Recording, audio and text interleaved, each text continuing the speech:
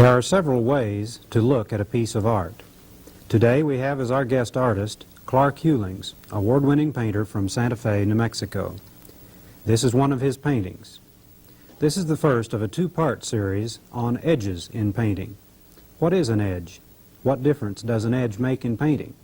We'll be back in a few seconds with Clark Hulings on edges.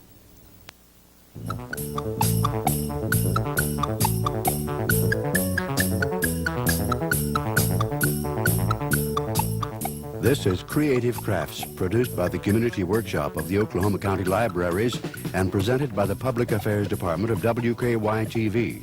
Our host is Dan Blanchard, Executive Director of the American Institute of Discussion. This is Clark Hulings, an award-winning painter who's from Santa Fe, New Mexico.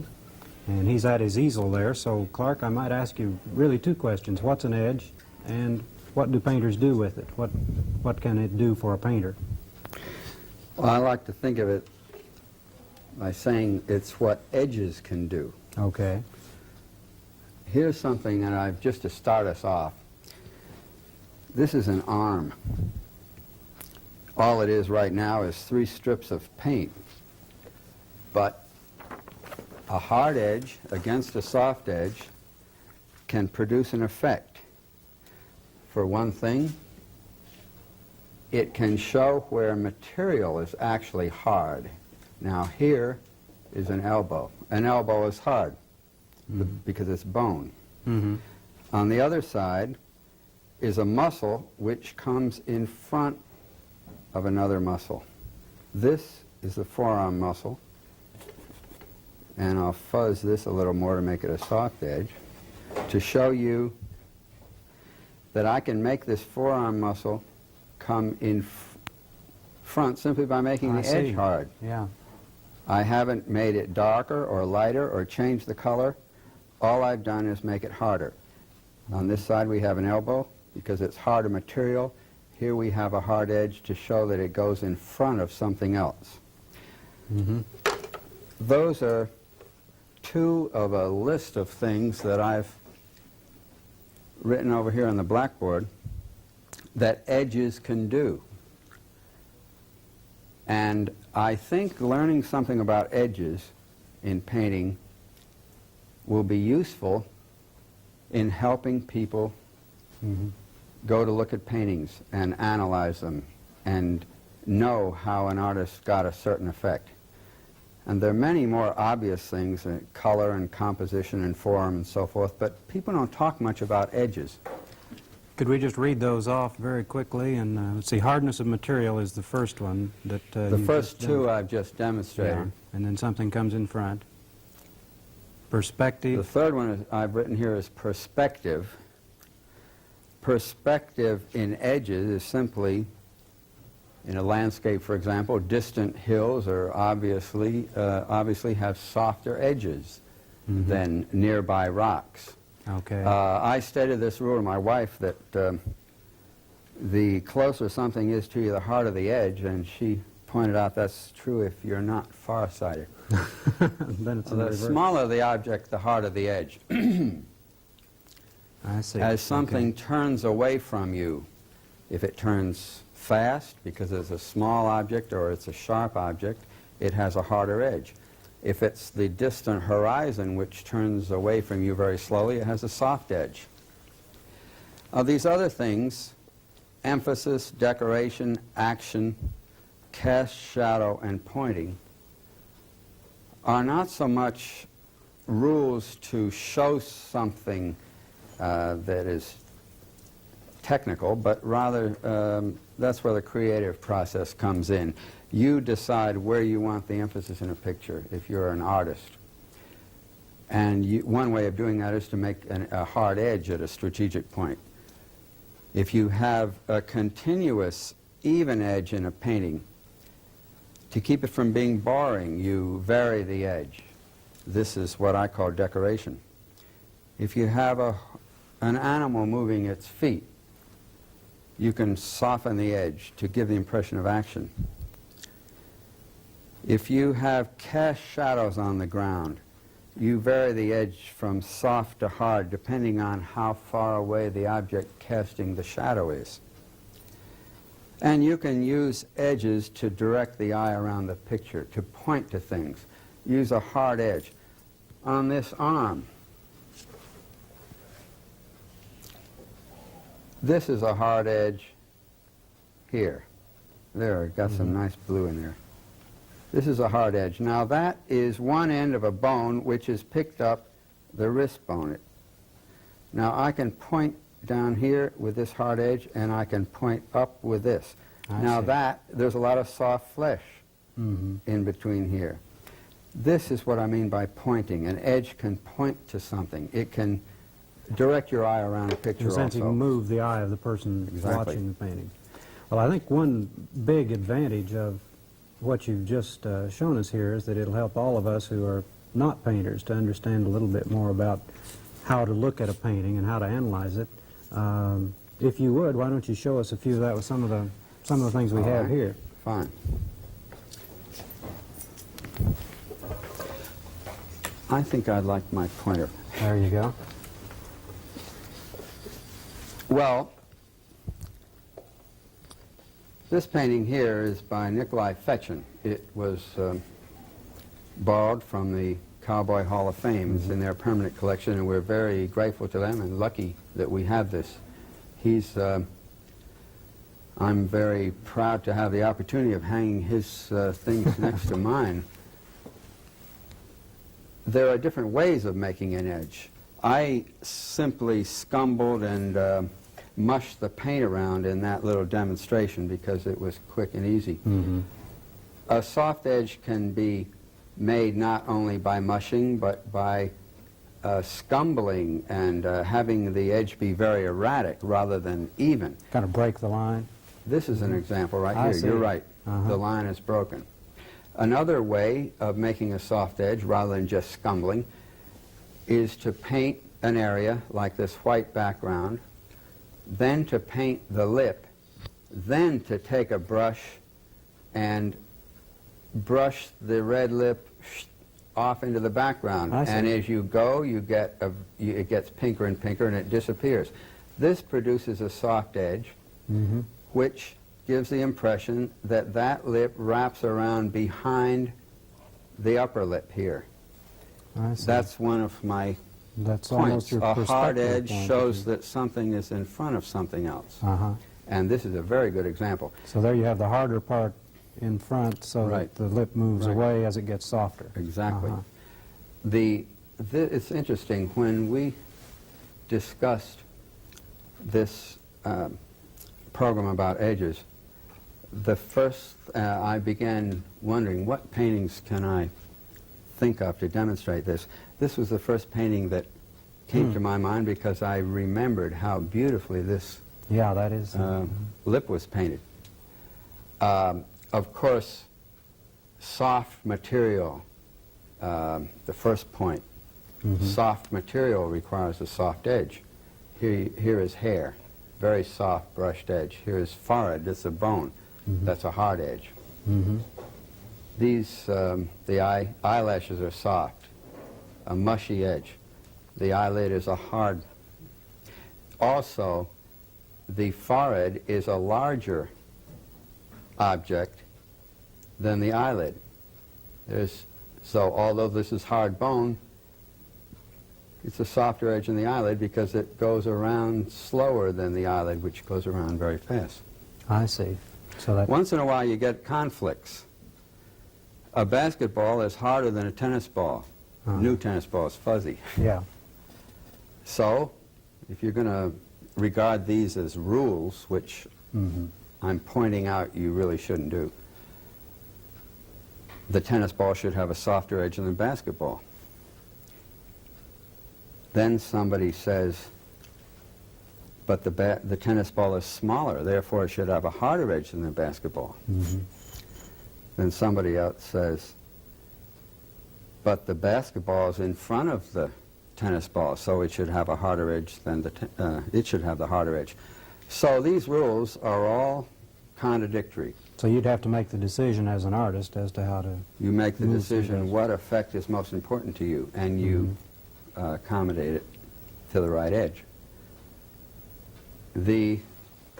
little donkey that was shown before has a good example of decoration. By decoration, I mean varying a uniform edge just for the sake of interest. Now this wall, Yeah. it's made of stone with a concrete topping. So you know that whoever built this wall lined up a string and was proud of the fact that this was one sharp, continuous edge of concrete.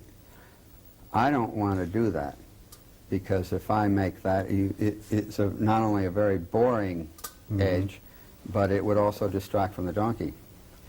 So I arbitrarily have chosen places where I want to vary that edge, and I simply brushed that light colored paint, just brushed it away, in the same manner that Fetchin did with the lower lip.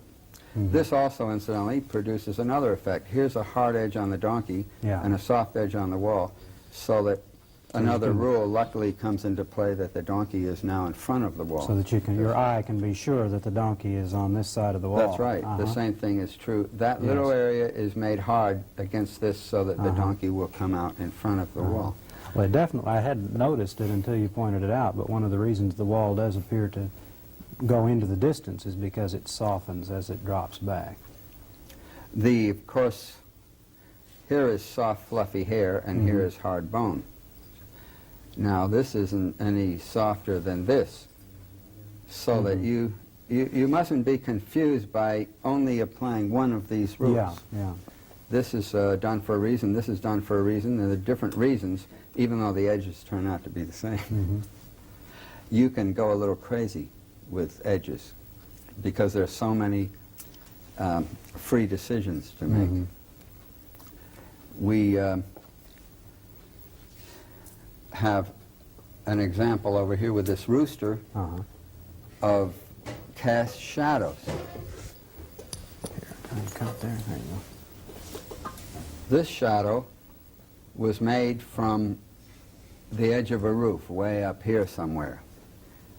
The object casting the shadow is the roof, and that's very far away from you. So it's a soft edge. Cast shadow is soft. This edge is made by the rooster itself, which is very near the ground. So it's a hard edge. And this not only makes the picture more interesting by varying the edge, but it's another case where there's a good reason for it. Of making the placement show better to the eye. That's right. I might mention, because you didn't, that the last two paintings we've looked at are Hulings paintings. And I wondered, could you show us a few of these on the transparencies that you had here? Because I think a couple of those show some items. This is the Louisiana. Let's see. This is a Louisiana swamp scene. And I think that this best demonstrates the rule about the softer the material, the softer the edge. Spanish moss is a very good example of that. There, all right. The Spanish moss is at the top of the picture there.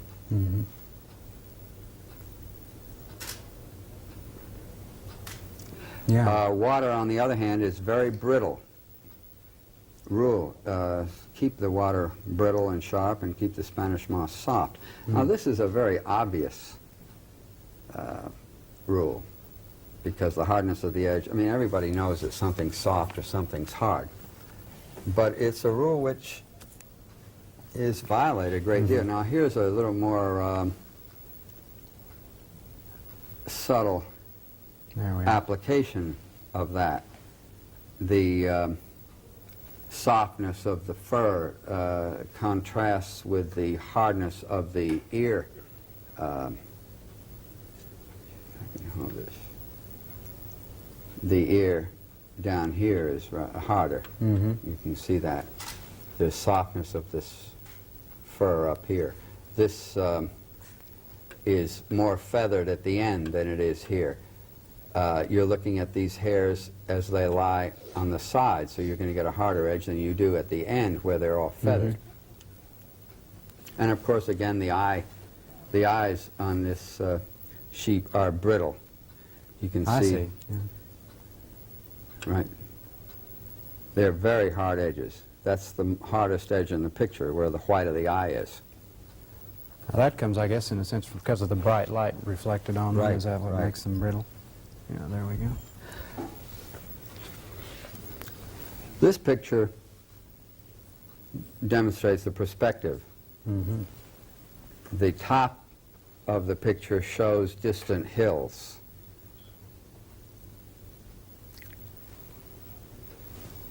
There we come. These hills Oh, I see. Yeah. that's a very soft edge Uh-huh. across there. And of course, the twigs are very hard. These buildings are very hard. This painting, Now, did you emphasize the hardness of those because you knew there was going to be distance to be shown? I did it, yes, I did that to, it's a cheap trick. It's a very good way of showing distance, is make the edge harder. You'd show distance by making things grayer, by many things, but the edges are, oh, here's a picture of the Grand Canyon. Yeah, now I might mention while you're putting this one up, this is, If we could see the entire picture yeah, I think we'll get it here. rather than a portion of it, There that's we are. good. This is the winner of the Prix de West, which you won in 1973 from the National Academy of Western Art, and which has been held out at the Cowboy Hall of Fame. I might also mention at the same time that you won the Royal Watercolor Show gold medal out there at that time. Or that was in, what, 1974? This one, of course, as I just showed in the other picture, has soft edges in the background. And as you get nearer, there's a distance plane. Then there are planes in here that are closer to you. Then there's another plane right here. This is on the rim. Then there's another plane right here. Then there's another plane right here. And then there's another plane here. Now, those edges are all softer as you go back into the picture. It is very hard to paint distance without the help of variety of edges. Simple variety of color and variety of value is not enough, in my opinion. It's very hard on a flat surface to show 10 miles. And you need every help you can get, and edges are one of the greatest helps of all. Well, that's a really vast distance, and then in addition to that, you've had to place the man and his string of pack animals up very close. Now, you seem to have, and correct me if I'm wrong on this, it looks to me as if you've used very sharp edges to outline, particularly the man, and you placed him against the snow. Is that to bring him forward? Does that fit that part of the rule, or is there another? And if this painting, if a person could go out to the Cowboy Hall of Fame and see this painting, they would see that the edges around this pack animal are a little bit harder than the edge on those rocks behind it. So even in a small area like that, it's important to use edges to help one thing come in front of another. Well, I'd certainly recommend people go out and see it. It's a spectacular painting. It's That animal is carrying bags of something on its back. Those bags are filled with dirty laundry from the hotel at the bottom of the Grand Canyon. I see. Thank you. I'm glad you don't need to use edges to portray that, I guess. Well, I enjoy de-glamorizing things. Yes. This is a now this painting. Well, it's a large painting, first of all, and it's hard to take something so large and photograph it down so small and demonstrate something that involves a very small area. But this area in here Thank you. This vertical has a mushy part in it. That building doesn't have a mushy part right here. But if all these lines were to be made with the same edge, the picture would be very boring, well, it would be an architectural rendering rather than a painting. Windows, you see the mushy? There's a sharp little corner there, and this is all mushy in here. It's the same thing. You take an architectural subject, you sharpen the corners, and you let the edge point for you. You know that if I point down with that edge and I point up with that, you know that that building has to stand, and that's a sharp edge. But I make it more interesting, I hope, by putting a fuzzy edge in the middle. This is true. There's a fuzzy edge. That was just brushed away. Right across the top. All of the roof. across the top of this painting, you will see arbitrary fuzzings of the edge. Here's some up there. And that's done primarily for interest's sake. It's done for decoration and interest variety. This, as we're going across the top of that painting, edges are also buried in the clouds. You see, some are sharp, some are soft. And that adds variety. And clouds are all made of the same stuff. So you vary the edge for interest to increase lighting effects. Well, now, correct me if I'm wrong, but it looked as if the harder edges of the clouds came forward as well in that particular case. Right, right. Okay. That's very good. Thank you. I'm beginning to learn. Here's a picture that was done. If I were to do this over, I know more about edges now. About how long put this ago did picture. you do that? Just a guess. Oh, maybe 9 years ago, something like that. Okay. This edge should have been varied. This edge should have been varied. These edges should have been varied. Now you think they're too sharp and therefore what, They're uninteresting? too regular. They're too uninteresting. One thing that is done on this picture, the cobblestones are fuzzier than the puddles. Water is very brittle, and it should look brittle. If you have a trout stream, man fishing in a trout stream, and the sun is reflecting on the water, those edges should be as sharp as they can be, because that's the best way you can show brittleness. These, you see over in that area, the cobblestones are sort of fuzzy. Right in the puddle, they're sharp.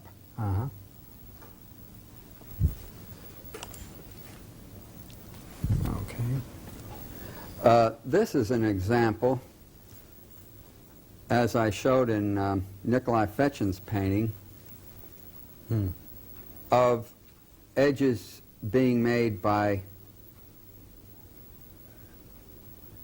producing raggedness rather than mushiness. The edge of the donkey behind the boy's arm. Actually, this point in the donkey where the hair is lying parallel to the surface of the bones, you would expect that to be a hard edge, but because it's behind the boy's arm, it has to be a ragged edge, so the boy's arm will come out in front of it. The same thing is underneath. You notice that tail there. All that hair is going in that direction. It should be a hard edge. But the question is, should I make it hard because it's lying parallel to the surface, or should I make it soft so the boy's arm will come out? And I made it soft.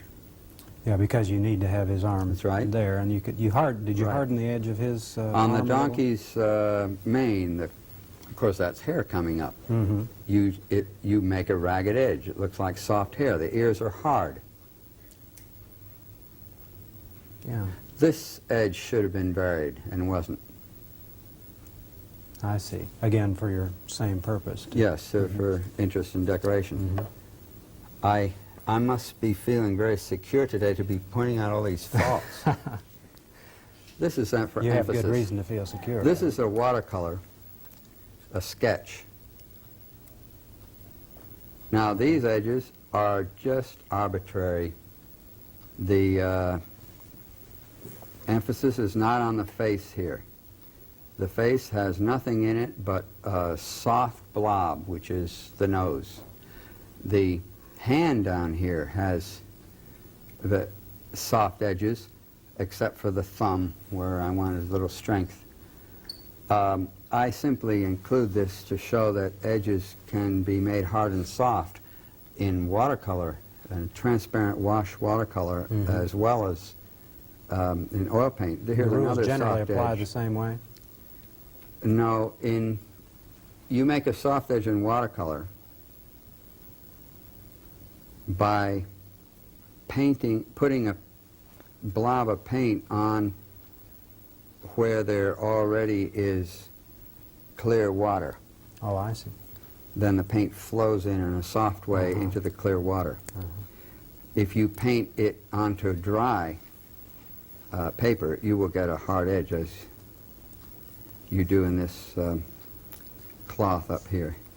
But if you want that knee, for instance, is a soft edge, the top of the knee. Okay. These are just, I simply threw this in to show that edges can be arbitrarily used just to make a painting more interesting, and they can also be used in watercolor, Okay, pastel, Clark, we or have any just medium. about a minute. Now, you said that this one broke some of Oh, the rules. yes. If you can tell This me one that breaks very all the quickly, rules. Because we're just about out of time, but I wanted to get that one in at this point, and then we'll talk more about The reason it. I want to show this is it breaks all the rules, and I don't want somebody to go to a painting and downgrade it because it doesn't happen to follow these rules. These rules are just a means of making paintings more interesting to you, and they're good for an artist to produce an effect if he wants to produce it with edges. Oh, here you have a soft edge where the hat goes around behind him, and you have a hard edge here. But generally, the ear is further back. It shouldn't have a harder edge than the front, but it does. And it still works. Yes, that's my reason for showing it, to undo any harm I might have done by causing people to think these are hard and fast rules. Well, Clark, I'm glad we're going to have another show on this, because I know we have a great deal more to talk about. We'll look forward to seeing you on the next show, when we'll talk again with Clark Hulings from Santa Fe, New Mexico, about edges.